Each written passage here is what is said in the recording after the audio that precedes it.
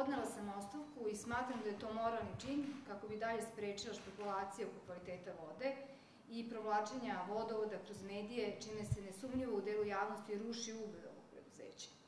I ne samo preduzeća, već i grada, a nenadoknadiva je šteta koja je načinjena u pogledu poverenja građana. Ja sam svoj posao radila izuzetno odgovorno, po pravilima struke, morala i kućnog vaspitanja.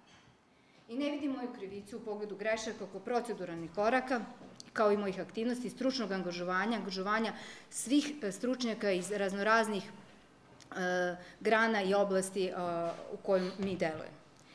Javnost je na vreme preporučeno kada voda nije bila za piće, a dokaze da niko nije imao zdravstvene probleme dobili smo od izveštaja Doma zdravlja.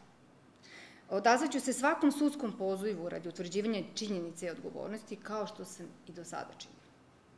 Zahvaljujem se svima na saradnji, gradonačelniku, gradskoj upravi, direktorima i kolegama iz javnih komunalnih preduzeća i javnih ustanova, kao i mom kolektivu na izuzetnoj korektnoj saradnji. Nadam se da će moja molba biti usvojena u što kraćem roku i reći ću još nešto.